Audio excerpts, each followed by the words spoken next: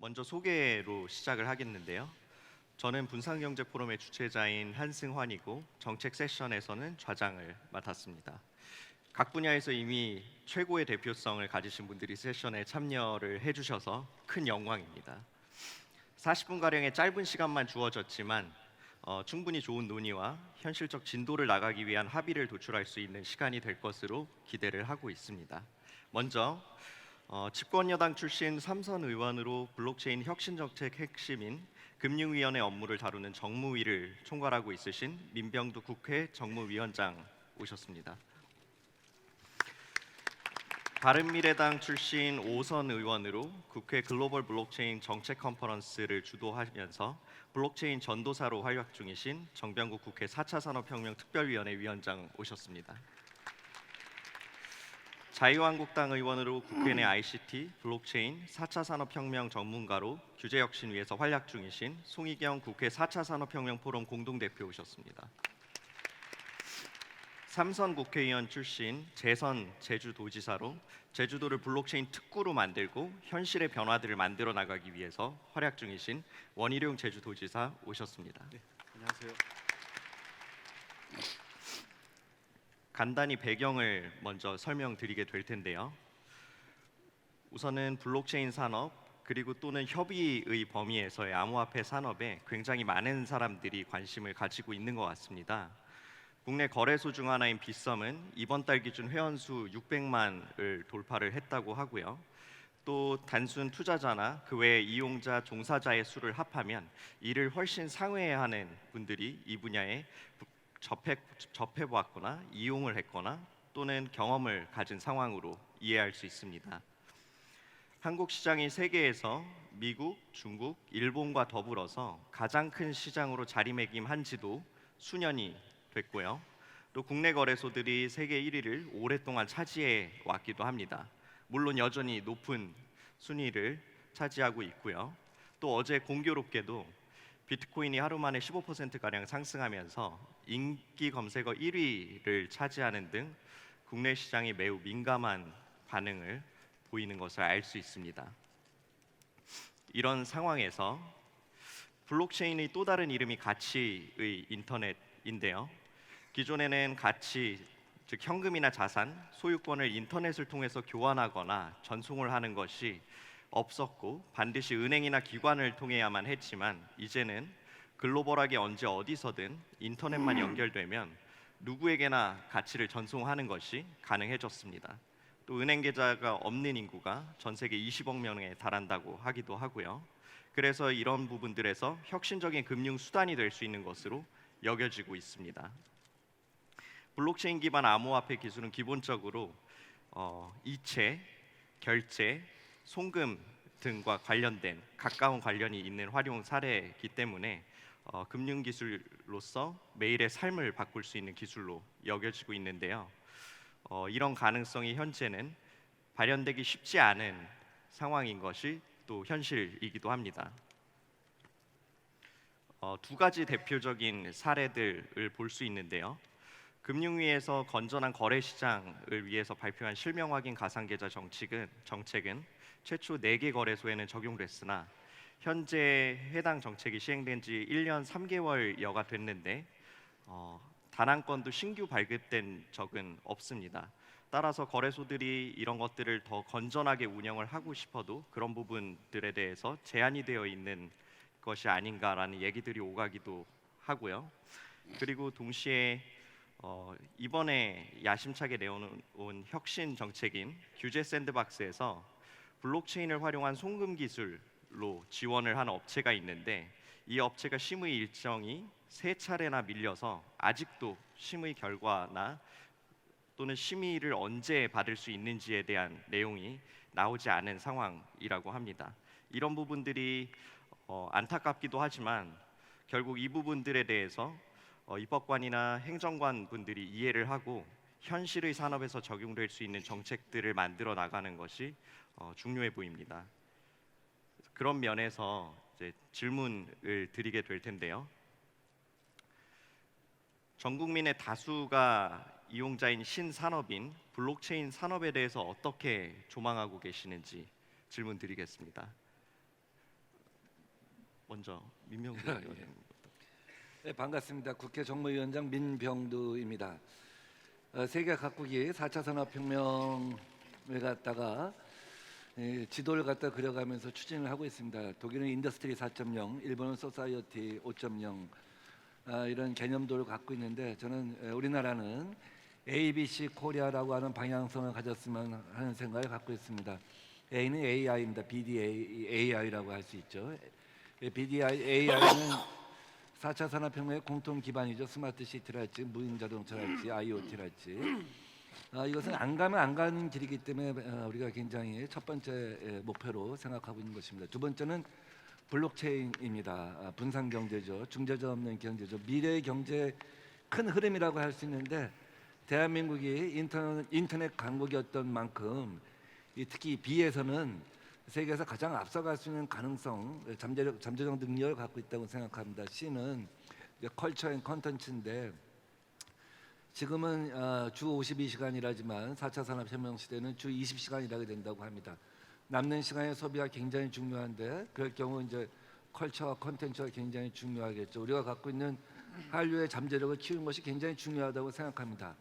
다시 이제 원래 이제 관점으로 돌아가게 되면 그래서 이 블록체인 산업이 굉장히 중요하다고 생각하는데 우리 정부는 지난 1년 동안 블록체인 산업 특히 이 암호화폐 산업에 대해서는 굉장히 강한 가이드라인을 갖다가 제시하고 또 이것을 통해서 규제를 해온 것이 사실입니다. 그러나 1년이 지나면서 충분히 우리 국민이 예방 백신을 맞았다고 생각합니다. 이제는 지나간 규제를 갖다 재점검하고 열어줄 때가 아닌가 하는 생각을 갖고 있습니다. 그래서 지난 연말과 올 초에 걸쳐서 규제 샌드박스법이 통과가 된 바가 있습니다. 이 규제 샌드박스에 있어서 암호화폐를 이용한 부분, 블록체인을 이용한 부분에 대해서는 아직 심의가 이루어지지 않고 있는데 정부의 생각은 이런 것 같습니다. G20에서 자금 세탁에 관한 가이드라인이 작년에 통과된 게 있는데 이것을 국내 법에 반영한 이후에 이 부분에 대해서 이제 열어야 되는 것이 아닌가 하는 생각을 갖고 있습니다. 논리적으로 보면 규제 샌드박스까지 만들어서 이런 부분에 대해서 길을 열어주겠다고 했는데 콕 집어서 블록체인과 암호화폐는 안 된다 하는 것은 논리적으로 모순이잖아요. 그래서 정부 입장에서 보면 이 기존의 방침을 계속 고수하는 것은 문제가 있다라는 생각을 내부적으로 갖고 있다고 알고 있고 그러기 위해서는 법적인 정비가 하나 필요한데 그 FATF의 가이드라인을 갖다 국내 법에 반영하면 아마 이 부분도 이제 좀 길이 열리지 않을까 하는 생각을 갖고 있습니다. 예, 오늘 이 자리에 함께해 주신 많은 분들, 특히 국내에서 이 분야 블록체인과 관련돼서 사업을 하시거나 하시는 분들에게는 정치인의 한 사람으로 참으로 죄송스럽다는 말씀을 먼저 드립니다. 저는 과거에 그 방송과 통신이 융합할 당시에 관련 법을 제가 주도해서 만드는 과정을 너무 잘 경험을 했던 사람입니다. 그 당시에 그 돌아가셨지만 미래학자인 엘빈 토플러 교수의 말씀이 정말 절실하게 다가왔는데 이번에는 더한 것 같아요. 기술 문명의 발달 속도는 100마일로 가고 정치는 3마일로 가고 법은 1마일로 간다 하는 게 지금 우리의 현실이 아닌가 하는 생각이 듭니다. 그러나 지금 우리 앞에서 우리 민병두 위원장께서 말씀하신 대로 정부나 국회의 그 기본적인 생각은 이 블록체인 기술과 관련된 산업이 거스를 수 없는 4차 산업혁명 시대의 대세고 가장 중심 기술 중에 하나다라고 하는 부분에 대해서는 다 동의를 합니다. 워낙에 새롭고 어떻게 보면은 새로운 패러다임을 바꿀 수 있는 기술이다 보니까 이걸로 인해서 아직 이것을 집행하고 관리를 해야 될 공무원 차원에서 보면 참으로 무서운 기술인 거예요. 그러다 보니까 일단 공무원 관료적 차원에서 보면은 자기들이 이 기술로 인해서 다치지 않아야 되겠다 하는 생각이 먼저인 것이 현실인 것 같습니다. 그러나 대통령께서도 의지가 있어요. 그래서 4차 산업특위도 만들으셨고 그 위원회도 만들으셨고 많은 얘기도 듣고 여러 가지 이것과 관련된 규제를 풀기 위해서 그 여러 가지 정책들을 내놓고 계시는데 집행하는 현장에서는 아직도 두려워들 하고 있습니다. 그래서 우리 국회에서도 그 지난해에 그 국제 이 블록체인 정책 컨퍼런스를 그 4개국 국회의원들과 함께 또 전문가들과 함께 열었고 지금 현재도 국회에서는 블록체인과 관련된 세미나가 일주일에 한두 번씩 열릴 정도로 계속 관심들을 갖고 있습니다.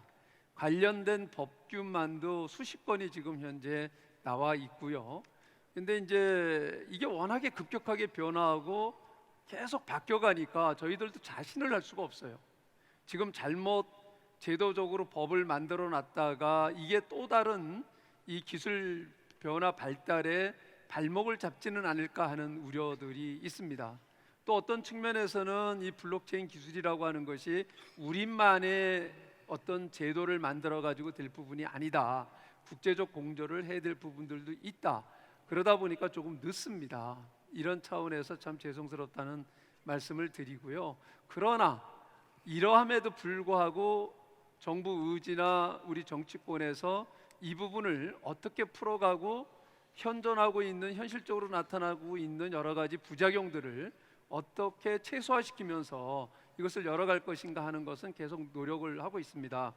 앞에서 말씀드린 대로 국제 블록체인 정책 컨퍼런스 후속적으로 기구를 만들었고요. 국회에 기구를 만들었고 그 기구를 중심으로 해가지고 이미 4차례나 우리 현업에 있는 대표자분들하고 정부 실무 관계자들하고 그 라운드 테이블을 통해서 비공개 라운드 테이블을 통해서 상당한 많은 부분들을 진척시키고 있다 하는 말씀을 드립니다.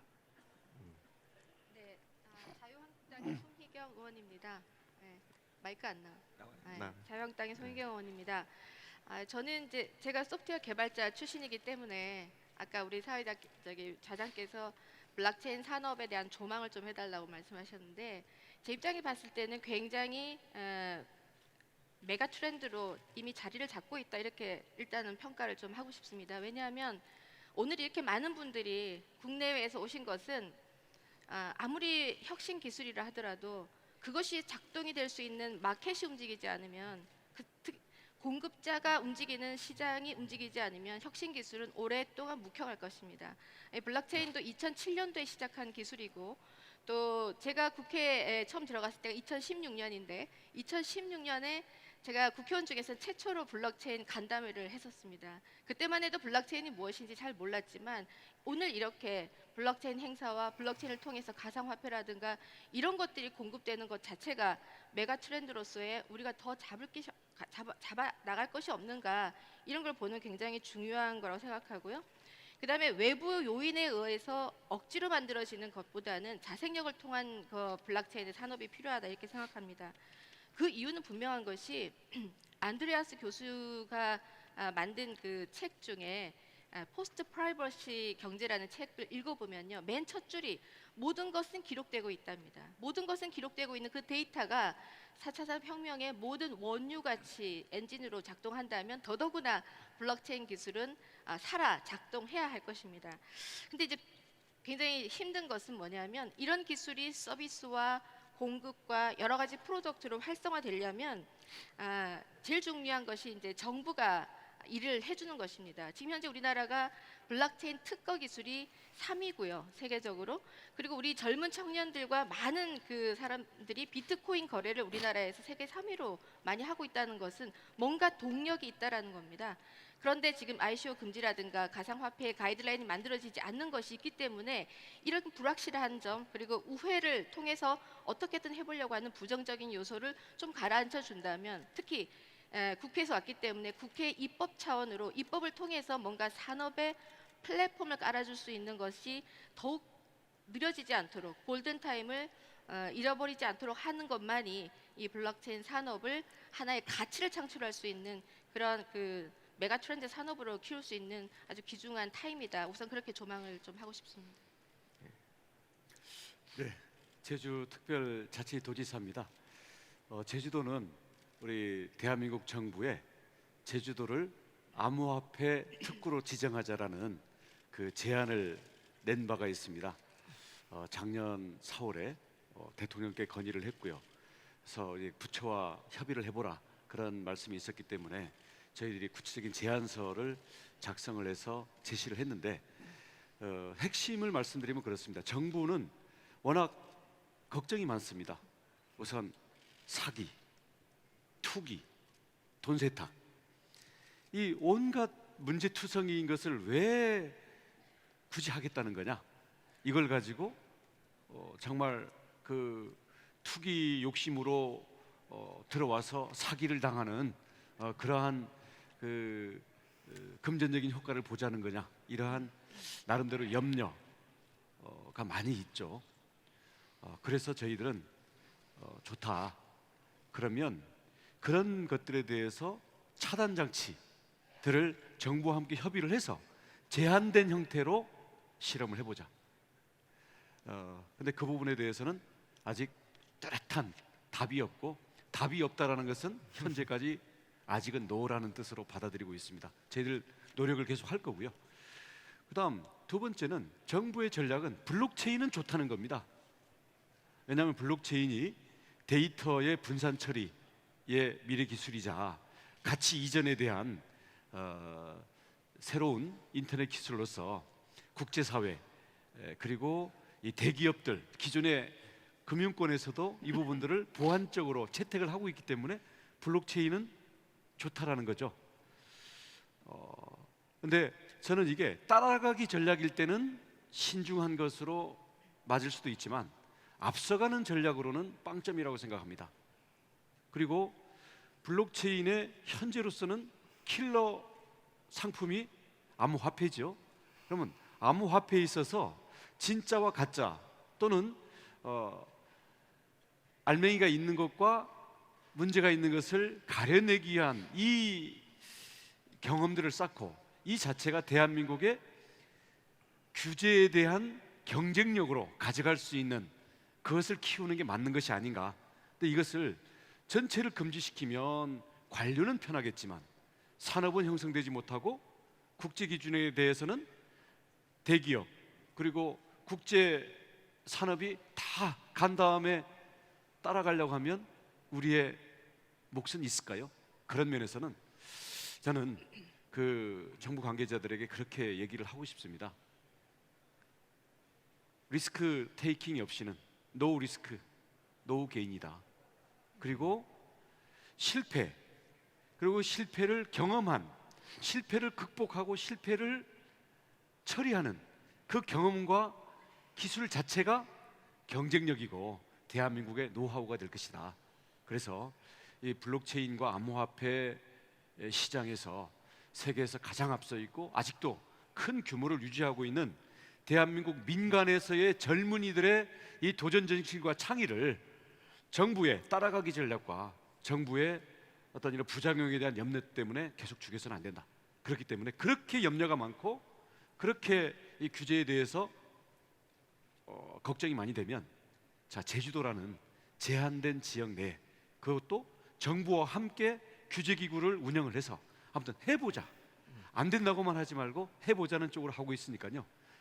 제가 마무리를 하면 저희는 제주도는 투 트랙으로 가려고 합니다. 하나는 정부의 그 염려에 대해서 저희들은 계속 그것을 함께 고민한 대안을 제시하고 또 여기 계신 우리 국회의원님들과 함께 논의를 해가면서 그 자그마한 그 구멍이라도 저희들이 반드시 돌파구를 작지만 의미 있는 돌파구를 열 수 있도록 최선을 다해서 노력을 하겠고요. 두 번째로는 정부가 블록체인은 좋다고 하기 때문에 그러면서 자 블록체인이 이거 암호화폐의 어떤 머니 게임을 포장하기 위한 사기 아니냐 이런 느낌들을 많이 갖고 계시기 때문에 블록체인이 우리 데이터 처리라든지 가치 이전이라든지 아니면 대한민국의 새로운 일자리와 대한민국의 미래의 먹거리를 만들 수 있는 그런 실질적인 그런 파괴력이 있는 성과들을 우리 민간과 기업과 우리 또 개발자들과 협력하면서 실제로 이거를 성공 사례들을 만들어서 정부가 이와 연결된 암호화폐에 대해서도 좀 더 긍정적으로 논의할 수 있는 기반을 만들기 위해서 또 노력하겠습니다. 역시 감사합니다. 좋은 메시지들이 많아서 질문 하나에 시간 반 이상이 날아가 버렸는데요. 네, 이번에 조금 더 지역적으로 민병도 의원님과 정병국 의원님께 실명 확인 가상 계좌에 대해서 어떻게 파악하고 계신지, 또는 지금 추가로 발급된 곳이 전혀 없는데 이런 것들에서 어떤 필요를 채워야 되는 부분들이 있다면 어떤 식으로 개선이 가능할 건지. 그럼 실질적으로 이제 저희가 지난 11월 29일 날 작년 이 거래소 관계자들, 실질적으로 업계 대표자분들하고 금융위, 기재부, 또 은행 관계자들 같이 실무자들하고 간담회를 가졌어요. 라운드 테이블을 했는데 결국은 이 거래소 입장에서는 금융위가 가이드라인을 주고 막고 있기 때문에 은행에서 열지를 않는다, 이걸 풀어달라라고 하는데, 사실 얘기를 들어보니까 금융위에서는 막은 적이 없어요. 자체적으로 은행 차원에서의 문제인데, 결국은 제가 이 4차례를 이런 관련된 라운드 테이블을 하면서 느낀 것은 우리 업계에서도 좀 분명히 정부 관계자들, 그러니까 이 공무원들이나 관료들의 입장이 굉장히 보수적이다라고 하는 데는 같이 인정을 해요. 그러나 그 사람들은 자기들의 책임이 있고 의무가 있기 때문에 그 책임을 가능하면 면피하려고 하는 제도적 장치를 요구를 하는데, 아직 국회에서는 그런 제도적 장치를 만들지 못했단 말이죠.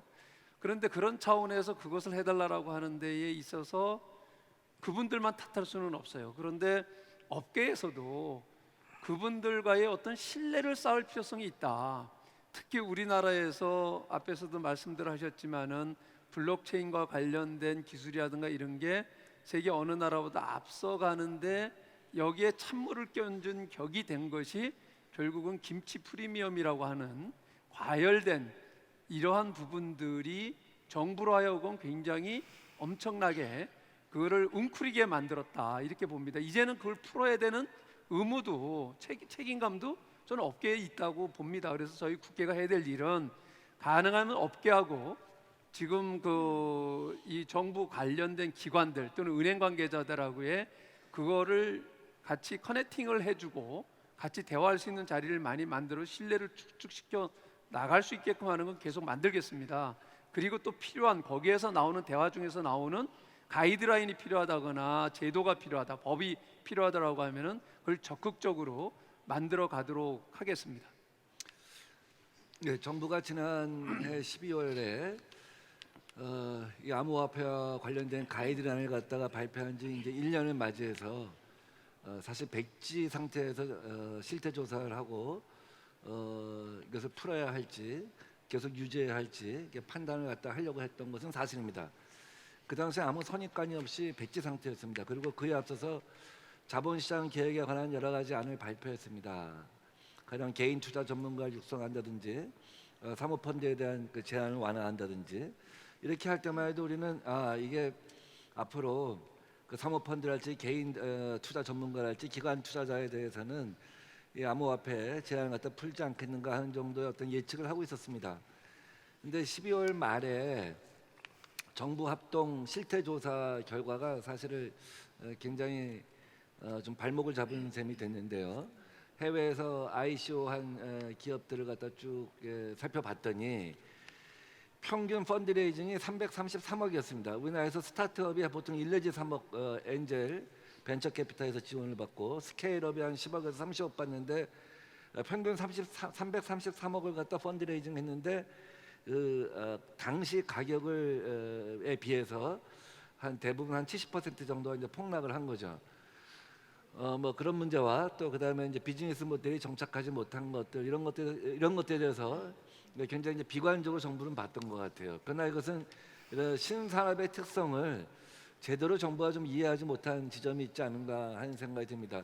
뭐 전 세계적으로 비트코인도 폭락을 했던 바가 있습니다만 이런 것들이 어떻게 성장통이고 또 새로운 가능성을 갖다가 만들어 갈 것이다. 거품은 빼고 실질을 키울 것이다라고 이제 보는 시각이 있지 않습니까? 우리도 그런 점에서 좀 정부가 봤으면 좋겠다 하는 생각을 갖고 아까 말씀드렸듯이 이번에 그 G20의 가이드라인을 갖다 법정화하게 되면 샌드박스를 갖다가 만들어서 좀 풀었으면 하는 생각을 갖고 있습니다.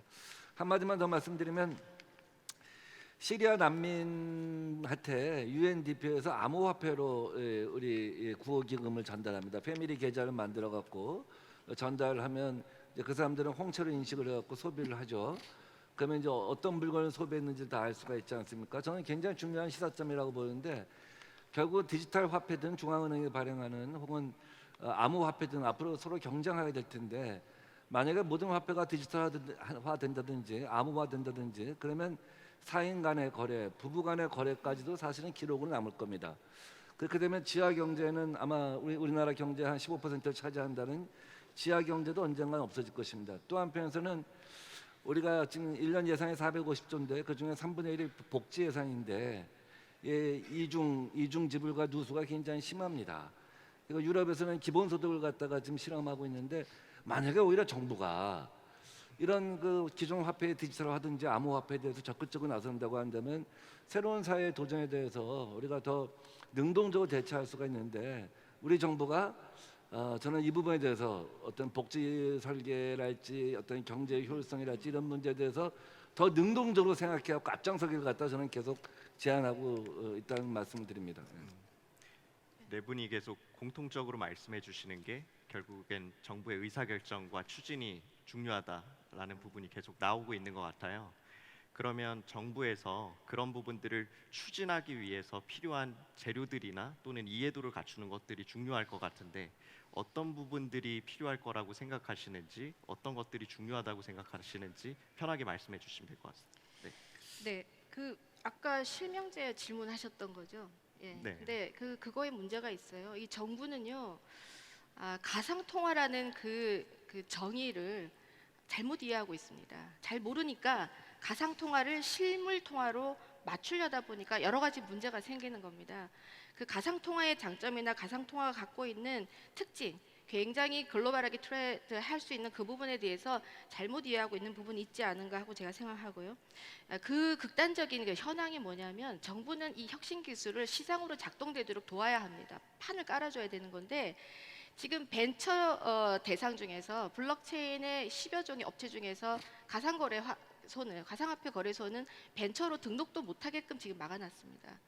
거기다가 규제 샌드박스라고 우리 민병주 위원장님께서 말씀하셨는데 지금 아까 그 블록체인 기반의 그 업체, 그 블록체인 기반 암호화폐로 외화 송금을 할 수 있는 그 업체가 기술을 개발하고 난 다음에서 과기부에서는 상을 받았어요. 근데 금융감독위원회에서는 이건 불법이다 말이지. 굉장히 야단을 맞았던 업체죠. 그래서 규제 샌드박스를 통해서 정부의 혜택을 입어서 사업을 해보려고 등록을 했는데 아직 1단계도 통과하지 못한 업체입니다. 그 업체가 모인이라는 업체인데. 그러니까 이거는 규제 샌드박스가 허가와 심사를 기다리는 시간이 산업의 시간을 견디지를 못하는 거예요. 더 늦게 가는 거죠. 그러니까 이것은 샌드 띄워봐봐. 그 다음에 해봐라는 샌드가 아니고 그냥 박스에 가둬두는 거였기 때문에 규제 샌드박스라는 것이 과연 작동할 것인가. 그 다음 세 번째는 지금 국회나 정부의 입장을 말씀하셨는데 어제 제가 원희룡 지사님이 가장 고민하는 주육구처럼 특구를 하나 만들어서 한번 시범을 해보자. 그것도 규제 샌드박스 하나니까요. 그 금융감독위원장께 물어봤습니다. 4차 산업혁명 특위에서 우리 제주도나 부산을 금융특구로 블록체인 가상화폐 ICO 특구로 만들 의향이 있으십니까? 라고 했더니 아주 단호히 아니라고 대답했어요. 그러니까 이런 부분은 생각해보겠다, 살펴보겠다고 아니고 아주 단호히 안 한다고 하는 거 보면은 굉장히 많은 허들이 앞으로 남아 있는 것이죠. 그리고 이제 블록체인은 진흥하겠다 그러면서 암호화폐 거래는 실명제를 도입해서 거래를 둔하게 만들고 그 다음에 규제 샌드박스에 갇혀가지고 뭔가 하나도 전진을 못하게 만든다는 것은 그건 정부가 판을 깔아주는 역할을 하지 못하는 거죠. 마지막으로 지금 저는 더 가슴 아픈 것은 이 블록체인은 혁신 기술이고 그걸 믿고 있는 블록체인 많은 개발자들을 위해서 블록체인 진흥법 제정법을 냈습니다. 소프트웨어 인력을 살려야 되고 거기에 있는 인재를 육성해야 되고 그 산업들을 지켜야 되는데 지금은 대한민국을 떠나는 엑소더스 상황이 일어나고 있는 겁니다. 블록체인 관련해서 ICO를 통해서 펀드를 한 거에 93%가 해외에서 받은 자금이에요. 이것은 우리나라의 블록체인의 현재의 기술 현황 그리고 이 뭐랄까요 의욕의 현황, 열정의 현황보다도 훨씬 입법 과정이나 정부 정책이 둔화되고 있다. 이런 네. 걸 좀 지적을 하고 싶습니다. 좋은 말씀 감사합니다. 원희룡 기자님 빠르게 말씀해 주시면 그 감사하겠습니다. 정부 당국하고 그 얘기를 하다 보면 그 아까 예를 들어서 그 가상계좌에 대해서 금융위원회에서는 금지시킨 바가 없다. 은행 창구에서 알아서 한다 이러는데 뭐 한국의 관료들의 통제 방식이 그렇죠 뭐. 그 뭐 문서로 남겨놨겠습니까? 근데 벤처 등록 안 되죠. 지금 뭐 샌드박스라고 하지만 실제 신청한 부분에 대해서 계속 심의를 보류하면서 이게 끌고 있는 부분이 저는 뭐 정부를 뭐 성토한다고 해서 해결된 문제 같지는 않아요. 정부 책임자들도 고민들은 많이 하고 있는데 우선 금융 영역에 갔을 때 이 금융이라는 게 이게 과연 자 제주도 특구다 부산 특구다 했을 때 이게 지역적으로 나눌 수 있겠냐. 그리고 우리가 OECD의 중심 국가인데 이게 무슨 저 싱가포르나 몰타 같은 섬 경제하고는 차원이 좀 다르지 않냐. 그래서 국제적인 공조도 고민하고 나름대로 그래서 그런 부분을 일방적으로 싸울 부분이 아니라 이걸 함께 고민해야 되는 부분이 있는 것 같습니다. 그래서 제가 이 자리에서 결론적으로 말씀드리고 싶은 것은 정부 차원에 대해서 이거는 대통령 차원에서 풀어야 된다. 사실 저도 처음에 대통령한테 건의를 했는데요. 그래서 다른 사람 말은 안 들을 것 같으니까 민병두 위원장께서 대통령께 뭐 이렇게 요새 뭐 식사도 많이 하시더만요. 가서 정말 해서 정부가 걱정하는 부분들에 대해서는 한꺼번에 이걸 다 풀자. 저는 무리라고 생각합니다. 그래서 우리 대통령께서 혁신 경제, 그다음 일자리 창출 이렇게 하고 있기 때문에 여기에서 분명히 좀 성과를 가질 수 있는 부분을 중심으로 해서 먼저 좀 해보자. 그리고 일선에서 창구 지도라는 형태 또는 이 샌드박스가 말만 샌드박스지 아까도 말씀 나왔습니다만은 샌드는 없고 박스에만 가두는 이런 게 될 수가 있다라는 것을 아마 직언을 해주는 사람이 없는 것 같으니까 이거를 민병두 위원장님께서 대통령께 전달을 하면 아마 긍정적인 반응이 있을 거라고 생각을 하고 또 우리 금융이나 이쪽 저도 토론을 많이 했거든요. 많은 걸 국회로 미루더라고요. 아, 우리도 반쯤은 동의를 하는데 우리 부처끼리 이게 조정이 안 된다. 그리고 우리가 지금 상대하는 고객들이 다 이 부분에 대해서 이 다른 목소리를 내는데 우리가 어떻게 앞장서겠냐? 국회에서 하면 우리는 마지못해 따라가겠다고 하니까 우리 여기에 우리 3당 우리 사실은 가장 역량 있는 분들이 나오셨기 때문에 국회에서 지금 뭐 다른 정치적 싸움 때문에 국회가 공전하는 거를 이 부분에 대해서는 국가의 혁신 경제를 위해서 초당적으로 협력하자. 저희들도 목소리 낼 테니까 국회에서 먼저 법을 마일드해도 좋으니까 일단 한 발짝을 디디는 법을 통과를 시켜 주십시오. 예, 네, 그 지금 마무리를 네. 해야 돼서 간단하게 한 20초만 말씀드립니다. 예, 벌써 그 지금 마무리예요? 우리 그 원지사께서 말씀하신 대로 그 제주도를 그 규제 프리존으로 만들어 보자라고 해서 제가 법을 다 만들어 놨어요. 그때 이제 원지사께서 이거는 법만 가지고 될 부분이 아니고 정부하고 협의를 해서 해보겠다. 근데 이제 지금 불가능하다 이렇게 판단이 쓰신 것 같아요. 결국은 이 국회에서 법을 제정해서라도 제주도만큼이라도 일단 규제 프리존을 만들어야 되겠다는 생각을 갖습니다. 그 이유는 왜 그러냐면은 네. 지금 이 관련된 것들이 법들이 여러 마무리해 가지가 주셔야 돼요. 중첩되어 있기 때문에 이 공무원들을 설득하기 쉽지가 않아요. 그래서 그 사람들한테 법만큼 가이드라인이 좋은 게 없다. 그래서 이쪽으로 열어주자 하는 것이 저는 이제 우선 해야 될 일이 아닌가 이렇게 생각을 합니다. 오늘 좋은 말씀 굉장히 감사하고요. 그리고 어쨌든 이 정책적 방향성이라든지 어떤 식으로 해야 되는지에 대해서는 다 공감대가 동일하게 있으신 것 같습니다. 마지막으로 의지에 대해서만 한 마디씩만 해주시고 끝내면 될 것 같습니다. 이문루 의원님. 아 예.